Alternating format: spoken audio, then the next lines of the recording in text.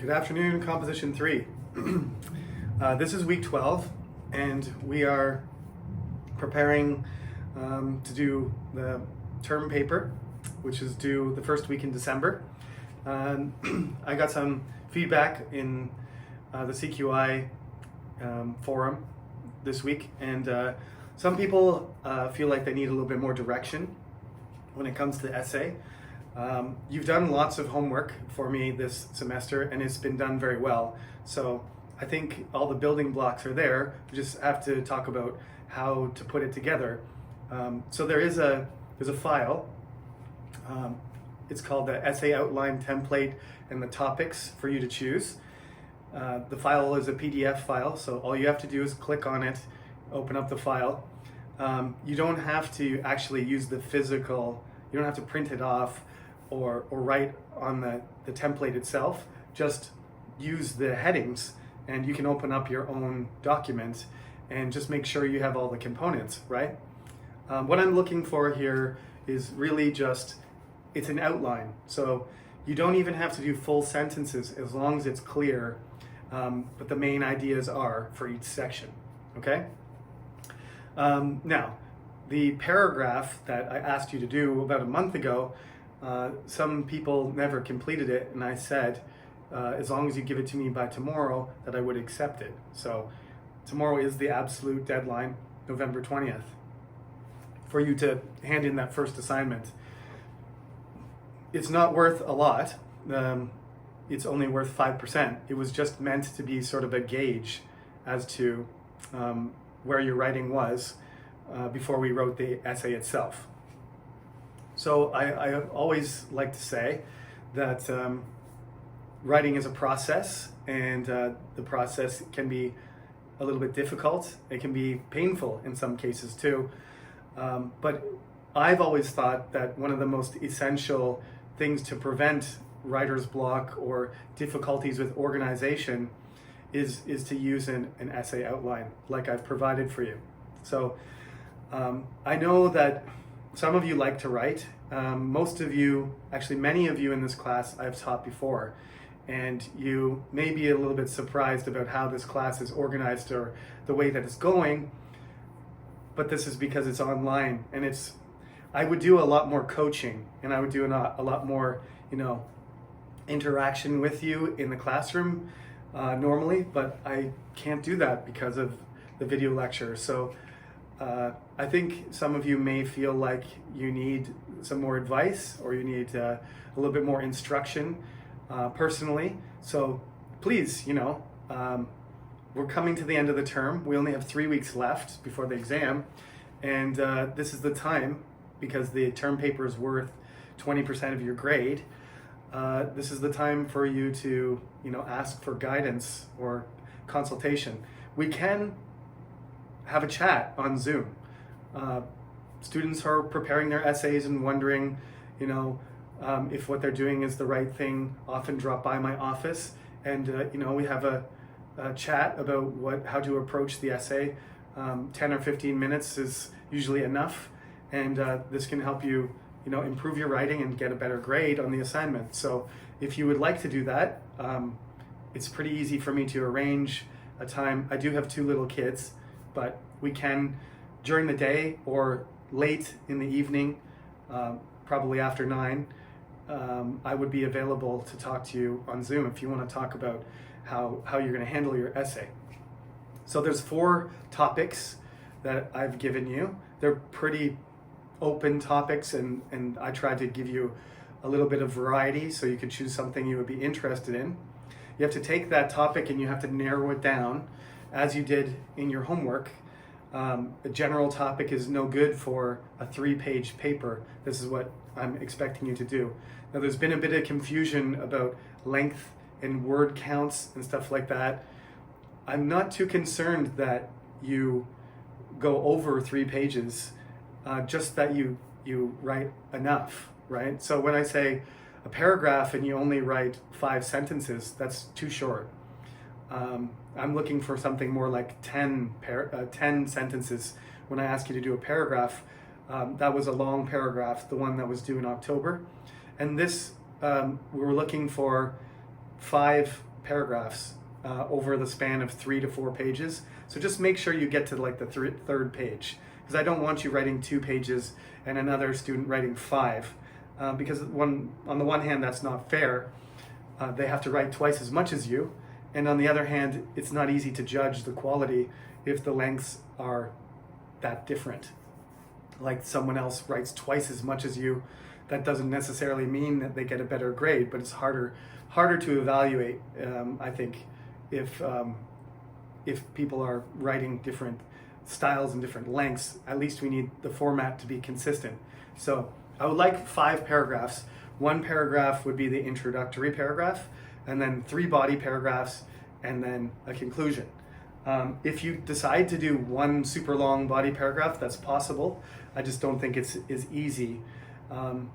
When you make a thesis statement, you should be making an argument and giving reasons, and it's easier to split, your argument, your support into 2 or 3 parts. That's why I'm recommending that you write 5 paragraphs, because there would be 3 supporting paragraphs, which we call body paragraphs. So that's what's on the essay outline. If you decide not to do that, just make sure that your first body paragraph description is more detailed, so I get an idea of how you're going to build your argument. But I recommend doing 3 or 2, but it is your choice if you prefer just to write 1 big paragraph. The introduction is sort of the introductory paragraph is a different type of thing, and some of you have already naturally been doing this, so it's probably going to feel more comfortable than just writing a standalone paragraph where you have to write your topic sentence right at the beginning, and then after that statement is made, immediately start getting into the support and the argument. So it's basically the structure of the introductory paragraph is to go from a wider perspective and to narrow it down, right? Narrow it down to a specific argument. So at the end of the paragraph, you can think of it like a triangle, that you would say something, some sort of wider net to catch people's attention, whatever technique you want to use. We'll talk about that in a minute. And say something like some sort of general comment, as many of you do. In Composition 2, some of you are taking both classes. I really have discouraged that, because that's just space is at a premium when you're only writing 1 page. So that kind of strategy is not necessary. You just get to the point, support your point, conclude. But within the space of an essay, if you're going to be creative anywhere, it's the introduction where you can do that. So I have I have a list here. I've come across this website. I used it a couple years ago, and I found it again. This was posted in 2015, so it's 5 years old, but still very relevant to what we're talking about. The website is written by a teacher named Mr. McLaughlin, and apparently he's an English teacher in Lewis Central High School in the United States. He has a very comprehensive list of different types of hooks that you can use to get people's attention at the beginning of your writing. And like I said, this is probably one of the more fun topics to discuss in terms of how you write and constructing an essay, as opposed to just strictly being logical and organized. Here you can be a little bit more creative, so it's your choice. It's a matter of style. There's no wrong way or right way to get somebody's attention, but sometimes there should be some sort of a connection between your title and your argument and your attention getter. They should be related. They should make sense, right? So if you're trying to be super serious and your topic is very serious, then maybe humor is not saying something funny, introducing something that makes people laugh might not be the best way to start. If you're going to, by the end of your introductory paragraph, you're going to be talking about something serious dangerous, depressing. Maybe it's related to human rights or something that people don't find, don't think it's connected to laughter, right? So you don't want to sort of have that kind of mismatch between your argument and your attention getter and your title. They sort of have to, have some sort of synergy effect in order to be really effective. So if you are going to choose a lighthearted topic, then maybe humor is okay. That's a tone, though, and whether you're serious or critical, or you're humorous, or you're writing something tragic, all of these are different types of tones, and you can use those as a way to convey, express yourself in your writing.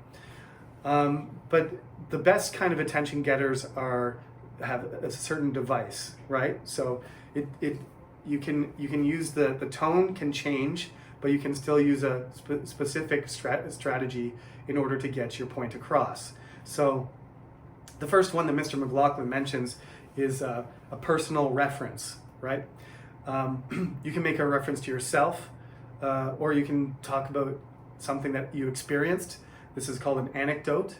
So you can make an anecdotal reference, if you want to use the fancy term, a personal reference, and you can talk about a story or an experience that you've had or that you know, and you can relate that to your argument. And that's, I always say to you, don't keep it impersonal.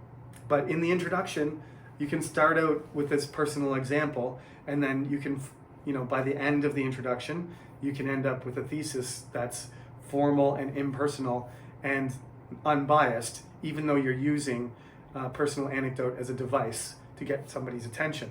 So that's the hook there, that somebody would read your story and say, oh, I know somebody like that, or that happened to me also. That's exactly what I feel, or that's something that I've experienced, and then they would continue reading because of that. Right. Another type of device that is very common amongst my students, in whether you're international student or Korean student, most students really like to start out their paper by asking a question. And it's always going to be like a Q&A or rhetorical style question, because I'm reading, or whoever's reading your work, they don't have a chance to respond. So you're going to have to give the answer. So you can start out your introduction by asking a question, which you don't expect the answer to. That's what a rhetorical question is. You're asking a question, and then you're going to provide the answer. This is usually a pretty good strategy, because lots of people share the same types of questions, and you can set it up so that you ask the question at the beginning, and your thesis statement is the answer to that question, right? So you describe the question and the scenario, and the answer to your question, how to do something, or what something means, or why something's happened, or what we should do about something. The last sentence in your introduction can be that answer, which would make it easy for you to make a thesis statement. So that's always a good choice. Like I said, in standalone paragraphs where you just have one paragraph, that question probably ends up taking too much space at the beginning. But this is ideal for an essay that's multiple pages, that you might set up a situation where the question is something that everybody else wants to know too, or that just you're preparing the reader to receive your answer to that particular question.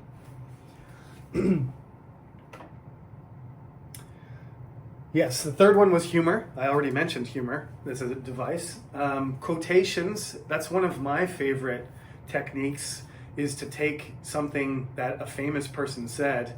One of the journal articles that I wrote a few years back, I started out by using a quote from Sherlock Holmes, because I was talking about deduction or something in that paper.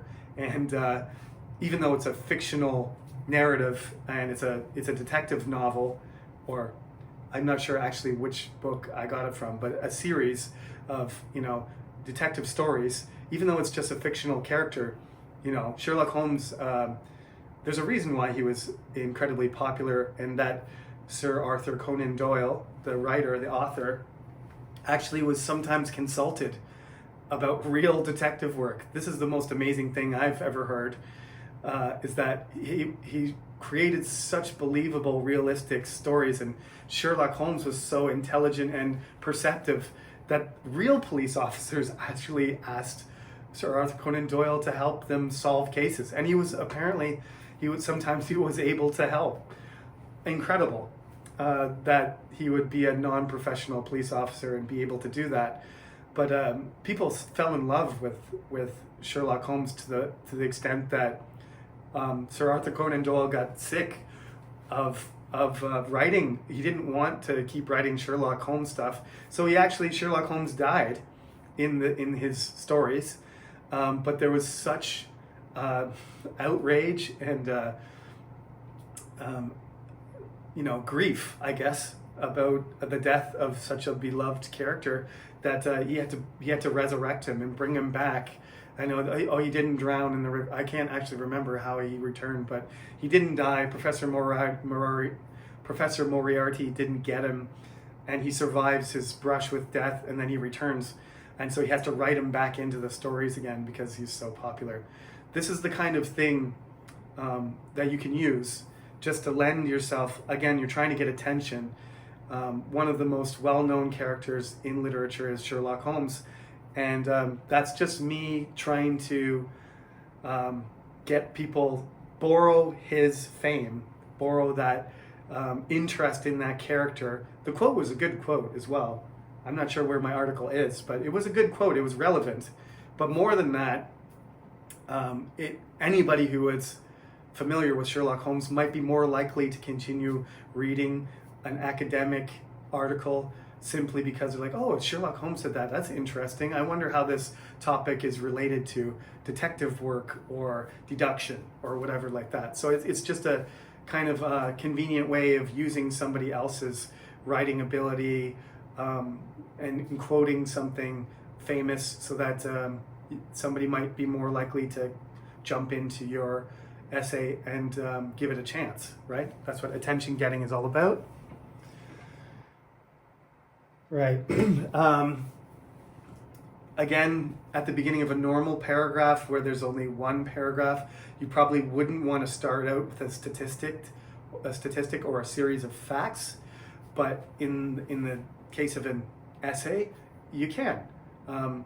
Sometimes something that a fact that reveals something really significant, right? If you're going to talk about climate change, and then you start out by pointing out the upward trend in temperature in climate change over the last 50 years, and you have a statistic ready about, let's say, India. I know India has been suffering a lot from what we call climate change, from changes in climate behavior and weather patterns being different.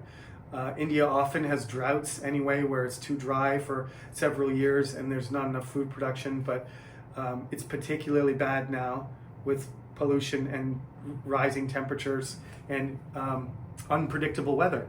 The worst thing for a farmer, I found out this summer because my hobby is gardening, one of the worst things is for extreme weather to come along and you just didn't know it was going to happen. Everybody knew that the rainy season would come, but the last few years it's been kind of light, and I had no idea that there was going to be, a month and a half of torrential downpour on my plot. So most of my plants were damaged, and I had nothing prepared to deal with anything in terms of drainage or covering the plants or protecting the plants or anything. So everything rotted and everything died. And I had no control over that. So that's the sort of thing that you can show through numbers and facts, that things are, this is an observation of something that's true, and you can start that. That's not your argument though. That's just revealing to somebody something real, something truthful, that can get them started down the same line of thought as your argument. There are many other ways that you can get somebody's attention at the beginning. It's up to you which way you want to choose. Be as creative as you want. Just like I said, try and make it so that the title of your paper and the type of strategy you use and your argument are all work together to make them more effective. That synergy I was talking about. You could also use illustration, right? Like show somebody how something works by talking about it. You can use shock, right? You can shock people by saying something that they didn't know and it's hard to believe. They're like, no way, that can't be true. I better read the rest and find out what's going on. You can use something more, artistic and more literary, like using imagery, or some sort of, writing or reading strategy like alliteration or allegory. You can use something like a literary device if you want to use something like that. What else we got here? Curiosity is always an option. You want to get people interested so they keep reading. Current events is also, see, there's so many choices. It's just up to you what you want to, how you want to get somebody into your paper, which is going to be me. But remember, pretend that you're writing for a wider audience, not just a Canadian English professor. So you want to get that attention grabber. In the outline, all you have to do is just give me a strategy, give me a type of advice, just like I've told you today, a device, not advice. Then you have to introduce your topic. You're just writing main points or sentences here. The thesis statement, though, please write a complete sentence that gives reasons why you're making. It should be a statement, it should make a claim, and it should ask yourself the question, why am I writing this? What do I want to say? How do I want to persuade or argue this topic? Then you have just the main points of support for the first, second, and third body paragraph. And then the conclusion is quite easy. You just have to, restate your original point, and then probably leave your reader with some sense of resolution, right? So this can be applied like this, or this is why this is so important for everybody to know. Emphasize some aspect of why your argument is important, or how it can be used, or you're expecting it to be used in a certain way, some sort of prediction about that. Relevance, you can talk about how relevant it is to our life or culture or group. All of those things are good ways to finish off your paper. The conclusion usually is a pretty short paragraph, maybe 5 sentences is enough. And at the beginning of it, you want to restate your main argument, and then you want to leave us with some sort of positive impression and emphasize why your paper is significant, important, or relevant. Okay? And that is how you do the essay outline. I would like you to hand that in tomorrow in its entirety. The file, like I said, the file has been up since last Friday. It's been up for a week, so you should have seen it already. You're welcome to send the email as late as you want. Tomorrow it can be Friday night at midnight if you like, and it'll still be accepted. And next week we have the Zoom lecture, so I'm hoping that you'll have an idea of how your essay is going to go, so that in the Zoom lecture we can have a good discussion about how to get that essay ready, complete it, and hand it in, because that is going to be the final point of final assignment and the last grading opportunity you have before the exam. So thank you very much for listening, and I hope your essay efforts start out well, and I will see you in the Zoom lecture next Friday morning at 10 o'clock. Have a good day.